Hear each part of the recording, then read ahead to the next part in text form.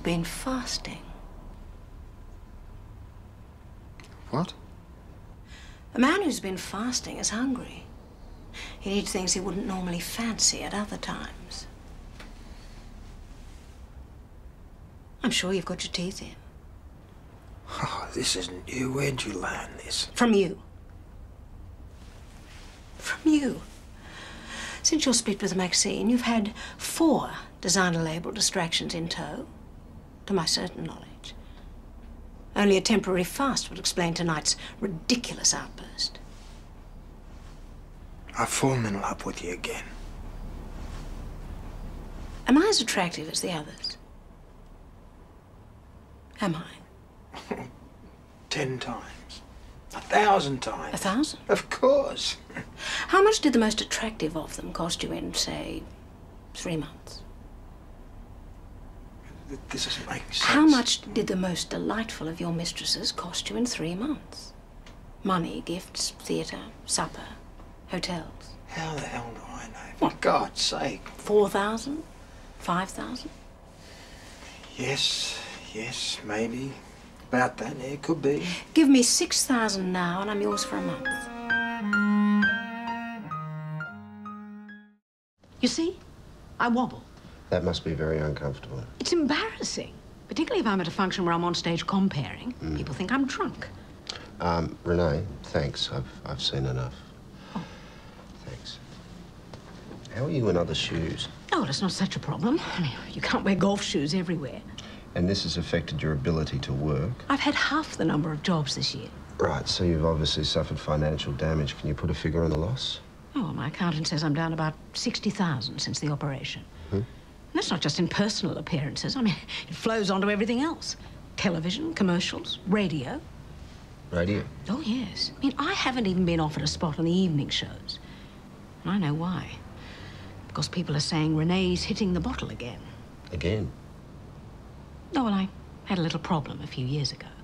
But, darling, even when I drank, I never wobbled. I'm sure you didn't. It's not as if I didn't go to the best. I mean, Cameron Foster's supposed to be top drawer. You know, the worst thing is we actually sat next to one another at a dinner once. He's quite a nice man. So he's a friend? Oh, no, he's, you know, some charity do or other.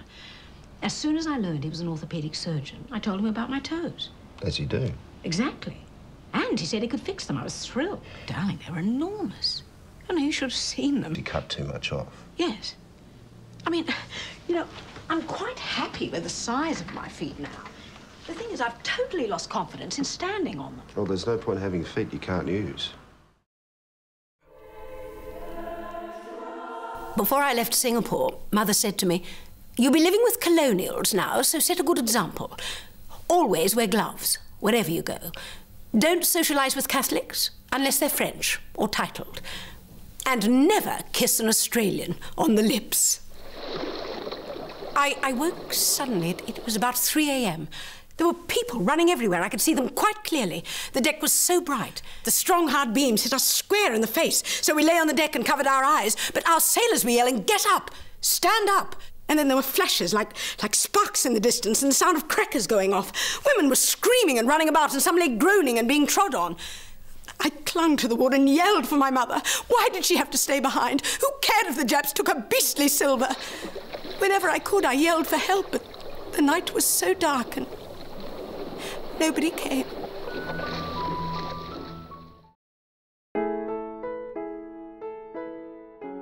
He was 21. It wasn't my idea, and actually I don't even think he planned it necessarily. But anyway, we were at Circular Quay waiting for the ferry to go over to Manly. Oh, and it was an awful day. It was really miserable and rainy, and he didn't want any part of my sallowness. And suddenly he said, "Do you think it'd be fun if we got married?" I actually took him up on it. I shouted, "Yes!" I really never wanted to be away from him. He was, oh God, he was the spark of life. You know, it's curious, this falling in love business. You know, the very beginning of it, it all seems so crucial. I suppose it is, but compared to what we ended up with, it just seems so superficial somehow.